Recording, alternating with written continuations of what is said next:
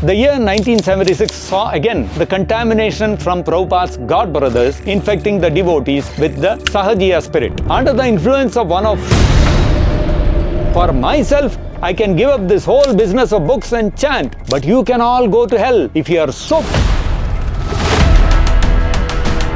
In the Kali Yuga, that either Grihastha, Brahmachari or Sannyasi, nobody can strictly follow all the rules. Tamal Krishna Goswami did not take Srila Prabhupada's chastisement for his biblical lying down. And within the space of a year, no less than 10 Sannyasi parties, assisted by 200 Brahmacharis, by encouraging the Brahmacharis not to cooperate with Grihasthas, the Sannyasis were luring them away. Not only created a financial strain on the temples, but also left many important services. Prabhupada heard the stories from all sides, then gave his conclusive opinion.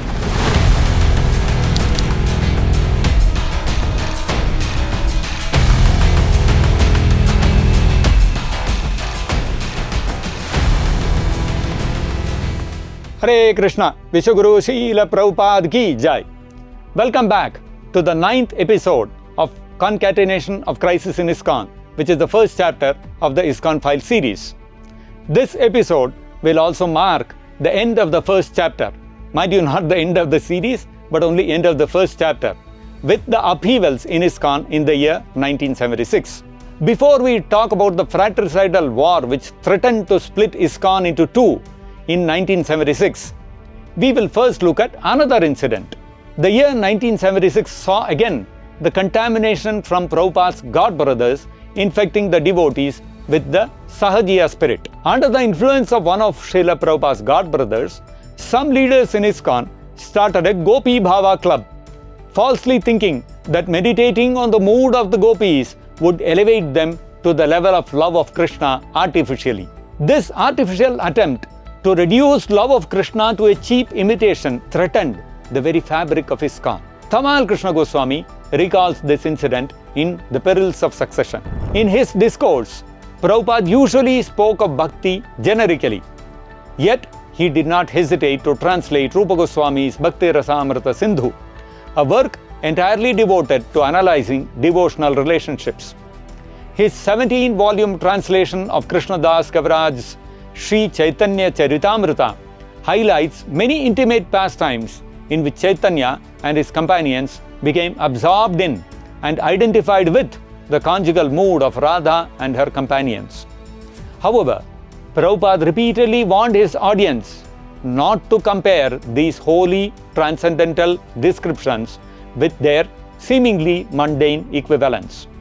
In spite of this, a group of his disciples, perhaps 25 women and an equal number of men, began meeting surreptitiously to read the portions of Chaitanya Charitamrita that describe Radha and Krishna's intimate pastimes.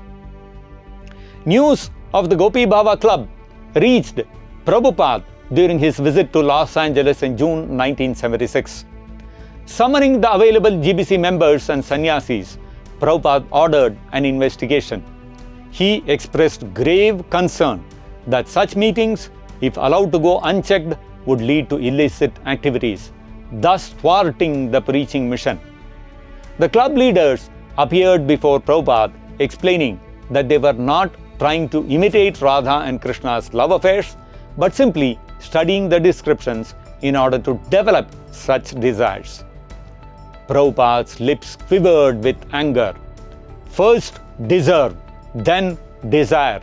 So long as there is any pinch of material desire, there is no question of desiring on the spiritual platform.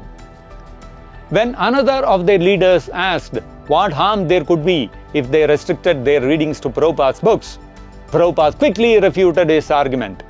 Many medicines may be available in a drugstore, but that does not mean one can get them without a prescription. Medicines are prescribed according to the disease. Similarly, his books might contain descriptions of every stage of devotion, from the initial practices to the highest development of love of God, but one should concentrate on those sections suitable to one's level of realization. Prabhupada likened the attempt to an ignorant fool's desiring a PhD. As his predecessors had labored to free Chaitanya's movement from the Sahajiya stigma, Prabhupada acted to protect ISKCON in the same way. Keep your movement very pure. Don't mind if somebody goes away, but we must keep our principles pure.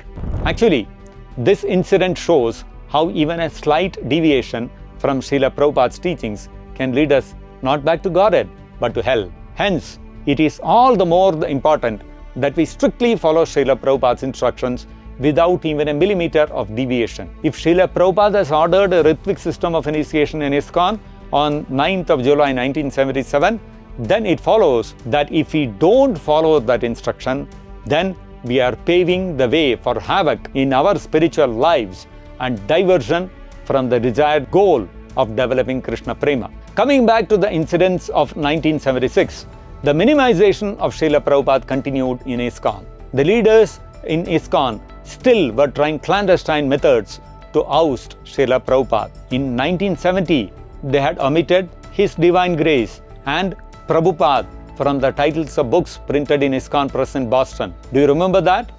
In 1976, they went a step further. They removed Prabhupada's name itself from book advertisements. Read about this outrageous incident in this letter to Rameshwar Prabhu from Pushta Krishna Prabhu on May 12, 1976. My dear Rameshwar Maharaj, please accept my humble obeisances. I beg to inform you that this morning Srila Prabhupada called both myself and Radha Vallabh Das into his room at 3:30 am. Can you imagine that? At 3:30 am. And described something which is very, very disturbing to His Divine Grace.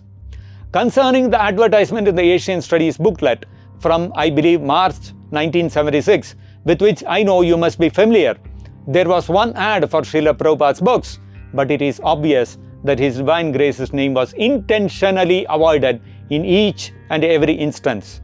For example, in the quote from Professor Dimmock, the name A.C. Bhaktivedanta Swami Prabhupada was deleted, and in all the cases this was done. The format for advertising the other books in the booklet was much more straightforward. In each case, the author's name or translator's name at least was mentioned. Why only in our ad there was intrigue? Prabhupada mentioned that this intriguing is the cause of fall down, and His Divine Grace mentioned Balimardan and Karandar in this connection, that they were also intriguing and they fell down. Prabhupada said, how will this movement be pushed on if you do not cooperate, if there is intriguing? But my main concern is that if there is intriguing, then you go to hell, fall into the clutches of Maya. For myself, I can give up this whole business of books and chant, but you can all go to hell if you are so persistent. What can I do? Also, 2 years ago, you promised, that means Rameshwar Maharaj had promised, Srila Prabhupada, that he would put the name of Srila Prabhupada, Founder-Acharya, His Divine Grace, A.C. Bhaktivedanta Swami Prabhupada, on the front of the BBT Press building. Actually, even after 2 years, this had not been done. You can imagine that. This also disturbed Srila Prabhupada. So all of these things are seen as intriguing by His Divine Grace, and it very much is displeasing Him. Prabhupada is not satisfied to simply hear, I am sorry. He takes that this is a grievous problem. Why Ranadhir was allowed to place such an ad in that magazine? So I am trying to relate the mood of His Divine Grace, transcendental anger, protector of real religious principles. If we consider the spiritual master as an ordinary person, then everything will be finished without doubt. You see what he is saying? The spiritual master is to be accepted, Acharyam Mam Vijaniyam, as the Supreme Personality of Godhead, because his instruction is non-different. So we cannot minimize the instruction of Srila Prabhupada and expect that there will be Haritoshanam. Prabhupada said that Ranadhir should be removed from his post because of the grievous error. But then he asked, why didn't others take notice? Didn't Satswarup Goswami know about this also being a library project?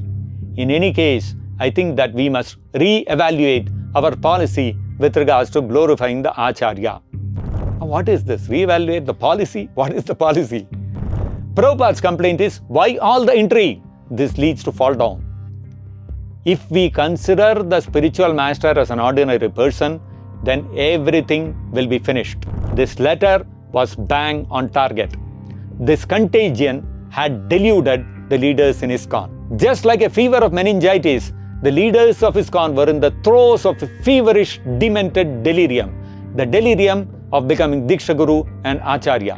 Listen to Srila Prabhupada talk about the attempts of his neophyte disciples wanting to become Diksha Guru, even in 1976, in this room conversation recorded on 30th of May 1976. The tendency of becoming Guru is there, but after all, every one of you should become Guru. But why immature attempt? That is my question. Everyone will become Guru when he is expert disciple. But why this immature attempt? Guru is not a thing, imitation. When one is mature, he becomes Guru automatically. What is the answer to this? There have been some attempts to become Guru. I am training you all to become Guru in the future. Now this Krishna consciousness movement, the properties and everything, I will not take with me. They will remain where they are. It requires a very mature treatment, but there has been some attempt to become Guru immediately. Am I correct or not? We are also acting as Guru by other God brothers, they are also doing. But we never attempted during the lifetime of our Guru Maharaj. That is not the etiquette. That is immature attempt. And it is not the thing that by artificial attempt one becomes Guru. Guru is accepted by his qualification, not by artificial attempt. Amar Aggai Guru Hoiya. Follow my order and become Guru. Not that you become Guru. Amar Aggai Guru Hoiya. Taro ei desh. Jare dakho tare kaho Krishna upade. We have to follow the parampara, system, order. That is Guru. Not that I declare myself as Guru. No, that's not good. Guru is he who has strictly followed the order of the spiritual master. He can become Guru, otherwise he is disqualified. Artificial attempt is not. Now, while ISKCON was convulsing with the Guru ambition, Tamal Krishna Goswami was on a war path to build his army of sannyasis and brahmachari fanatics while driving out all the grihasthas and matajis. Tamal Krishna Goswami thus has the dubious distinction of being the architect of the Fratricidal war in ISKCON. This war within ISKCON was so severe that it almost fractured the movement into two. Hear about it from the horse's mouth, the very perpetrator of this conspiracy and controversy, Tamal Krishna Goswami himself, in The Perils of Succession. A controversy pitting sannyasis against grihasthas erupted in 1975. A number of seasoned ISKCON sannyasis, including this writer, who is the writer? Tamal Krishna Goswami, returned to America after years of public preaching in India. We all know the circumstances in which he argued with Prabhupada, fought with him and came back, right? The newly arrived sannyasis, with tales of their missionary experiences in India, were appearing to many of the temple brahmacharis who were attracted by their austerity, knowledge and zealousness, as well as by the freedom offered by their lifestyle of the itinerant preachers. Many brahmacharis abandoned the temples, and within the space of a year, no less than 10 sannyasi parties, assisted by 200 brahmacharis, crisscrossed America.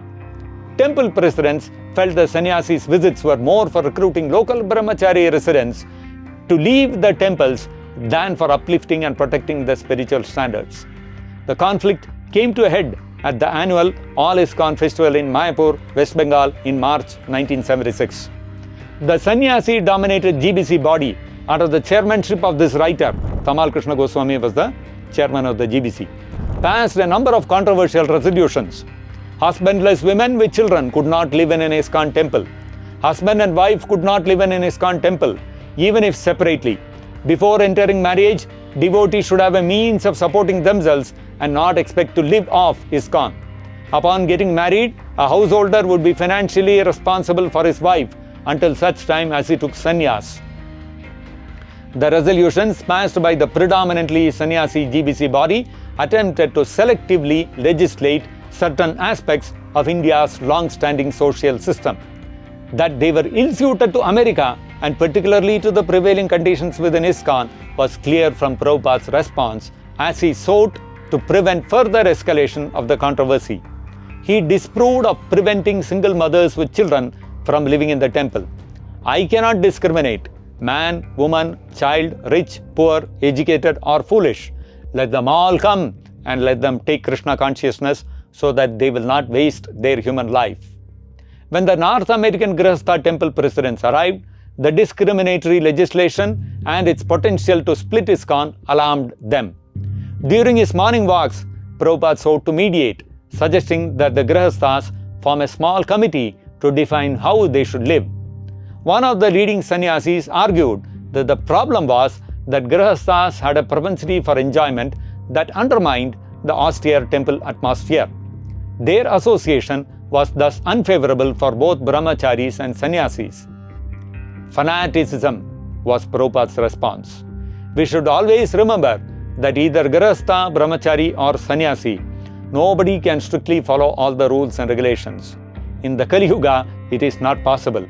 If I simply find fault with you, and if you find fault with me, then it will be factional and our real business will be hampered. Therefore, Chaitanya Mahaprabhu has recommended that Harinam, chanting Hare Krishna mantra, should be very rigidly performed, which is common for everyone, Grihastha, Vanaprastha and Sannyasa. They should always chant Hare Krishna mantra, then everything will be adjusted. Otherwise, it is impossible to advance.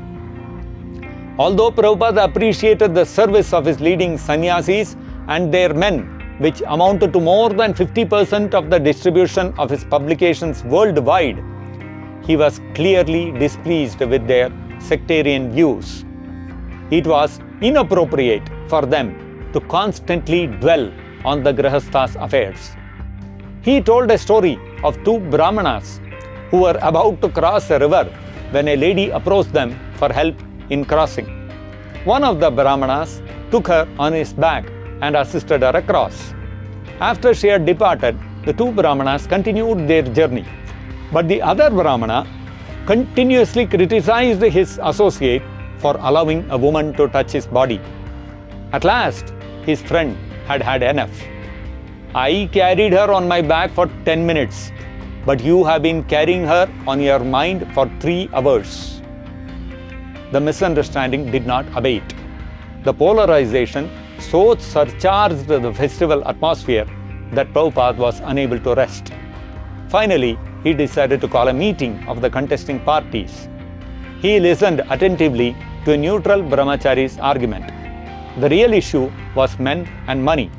By encouraging the brahmacharis not to cooperate with grihasthas, the sannyasis were luring them away from the temples to travel and preach, which not only created a financial strain on the temples, but also left many important services unattended.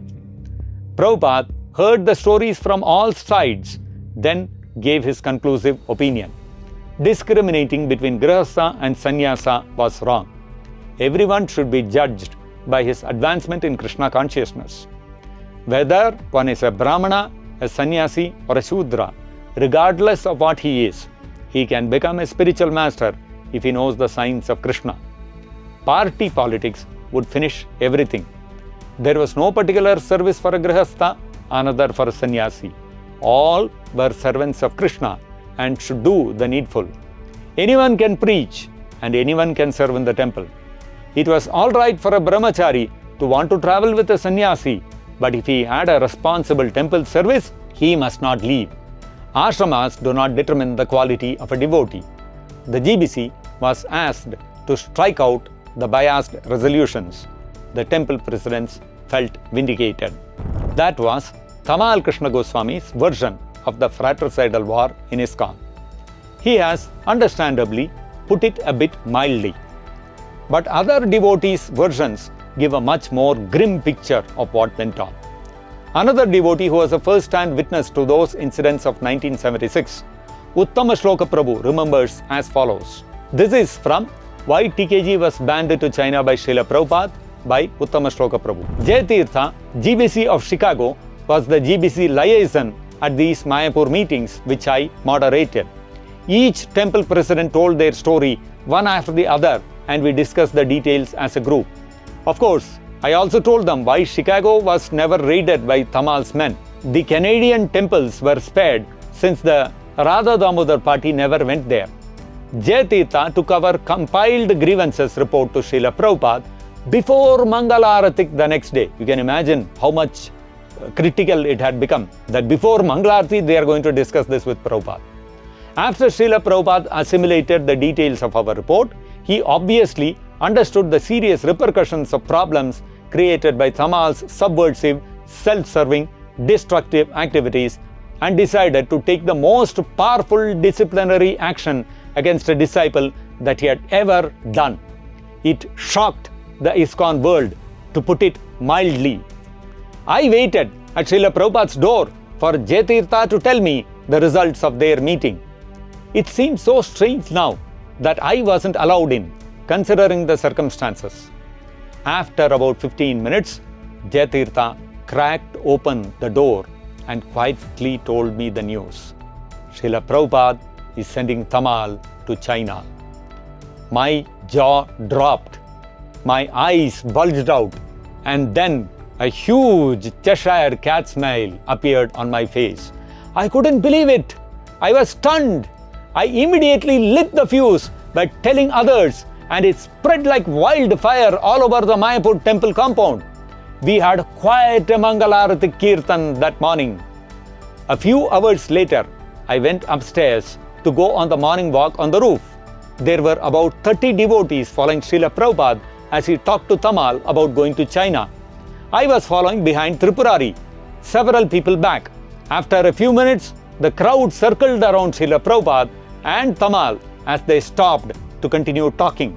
By the divine movement of the saffron and white chess pieces, meaning the Grihasthas and Sannyasis, I was situated in the inner circle with an unfettered view about 8 feet from Srila Prabhupada and Tamal. I watched wide-eyed as Srila Prabhupada literally court-martialed Tamal. I'm paraphrasing and summarizing, of course, but as I remember witnessing this, it went something like this. Srila Prabhupada, it will be good if you go to China. Tamal, they're atheistic communists and they won't let religious people dressed like us into their country to preach. Srila Prabhupada, that's okay.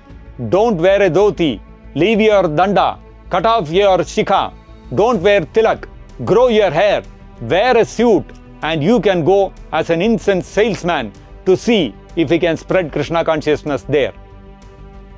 You could almost see Srila Prabhupada stripping Tamal of his sannyasi uniform and icons and downgrading him to a businessman in a suit. It was symbolic, of course, but quite a powerful statement for all onlookers. Everyone was duly entranced by this powerful lesson unfolding in front of us. So you see, this was very heavy indeed from Srila Prabhupada. But then the offense was also so severe. In the hidden history of ISKCON, Ravindra Swarup remembers this same incident like this. What had happened is that Tamal Krishna was going to Prabhupada, I feel so bad, Prabhupada, we created all this problem, so much headache for you. And Tamal Krishna kept trying to stop us in these meetings, by the way. Let me go back a little bit.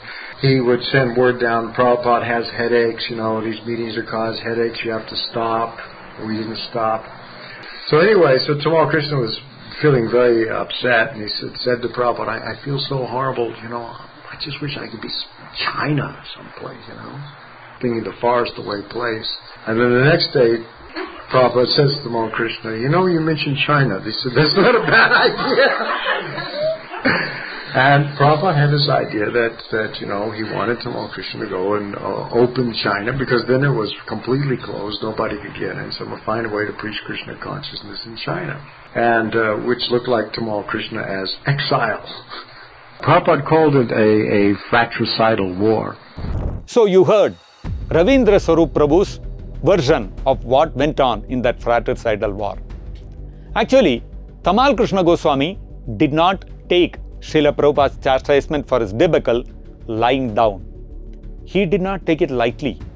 He, in fact, threatened Srila Prabhupada, as remembered by Naranarayan Vishwakarma Prabhu. He, meaning Srila Prabhupada, then exiled Tamal to China, and Tamal refused to go, saying, "You cannot make me go. I have more men than you do," meaning referring to the Radha Damodar bus party. You remember? Tamal Krishna Goswami himself told, 200 brahmacharis, 10 sannyasis, he has more men than Prabhupada. That was his statement. This is what caused Srila Prabhupada to make his famous statement, "Practically, Tamal has ruined my movement." You see, actually what happened? Radha Damodar bus program went from temple to temple, stealing brahmacharis and donations, and practically crippled the movement. Imagine that. Tamal Krishna Goswami claiming that he had more men than Srila Prabhupada. Wow, that must have required some guts. Or was it pure foolishness? Or maybe insanity? Or ambition to become Diksha Guru and Acharya? Be that as it may, what happened after Tamal Krishna Goswami was exiled to China? That is described in an interview with Guru Kripa Prabhu on the history of ISKCON by Bhakta Prabhu. Guru Kripa Prabhu mentioned in this interview, Tamal's original service was as GBC in India. He left that service without permission and arrived in America. We have discussed about this, 1972. Within 1 year, the temple presidents made a huge complaint to Srila Prabhupada that he was disrupting the temples by taking important men. I was in the room when Srila Prabhupada told Tamal to go to China. Hari Chauri's memory of this incident is not accurate. Either way, that is another story. Tamal went to New York to prepare to go to China, and in May 1976, he showed up in a suit in Honolulu, a broken man.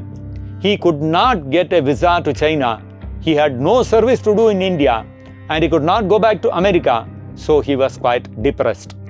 Approximately a day or two later, Srila Prabhupada called for Tamal and me at about 12:30 a.m. midnight. He said, "My feet are swelling, my teeth are getting loose, I am passing urine too frequently. These are the first signs that death is coming." Then he sent us back to bed. The next day, Tamal Krishna Goswami volunteered to be Srila Prabhupada's secretary, as the service was vacant at that time. From this position, he could control and manipulate the environment around Srila Prabhupada. I can write many more stories that will shock people about TKG's ambitious nature and his desire to take Srila Prabhupada's seat. Actually, Guru Kripa Prabhu's observation couldn't be more accurate. Tamal Krishna Goswami had found a golden opportunity to control and manipulate ISKCON from the position of his being secretary to Srila Prabhupada. Undeniably, he used this position to contribute in a significant way to misdirect ISKCON after Srila Prabhupada's disappearance in the matter of initiations. His role cannot be understated in taking ISKCON down the self-appointed Guru route, from which ISKCON has not recovered even till today. Of course, the contribution of the other adamantine unqualified Guru aspirants too to this chaos that followed in ISKCON cannot be discounted. But that's the subject matter of the second chapter of the ISKCON Files series. So to conclude, let us look once again at the quote of Ravindra Swarup Prabhu. This is the same quote with which we began the first chapter from The Pillars of Success. Prabhupada's own movement also soon provided him with ample reason for discouragement. From the very outset, there was trouble. His authority was challenged, his position compromised, his instructions distorted, neglected, or selectively followed, his teachings molded to various fancies, his assets misused, mismanaged, and misappropriated, his standards broken, his dependents neglected, exploited, and abused. And the worst of this was committed by men Prabhupada entrusted with responsible positions. Prabhupada traveled continuously around the world, grappling with problems. Each day, his mail washed up to him a jumbled deposit of scandals, failures, and disappointments. Internal weaknesses and shortcomings turned the 11 years of Prabhupada's personal supervision into a concatenation of crisis. These were Ravindra Swarup Prabhu's words. Prabhupada's authority challenged, his position compromised, his assets misused, mismanaged and misappropriated. This might have looked like a bit of an exaggeration at the beginning of this chapter in episode 1 when we shared this with you. But now, when we have reached the end of this chapter, you will agree with me that whatever Ravindra Swarup Prabhu has said couldn't be closer to the truth. Yes, Prabhupada, the pure devotee, Acharya and Guru of ISKCON, unfortunately had to face all this. Now, it is time to close this episode. And with that, the first chapter, Concatenation of Crisis in ISKCON, the years 1967 to 76, comes to a close. But please don't stop. Please join us for the next episode, because we are going to open up the next chapter, chapter 2, the bloodless coup in ISKCON. Hare Krishna, Vishwaguru Srila Prabhupada ki Jai.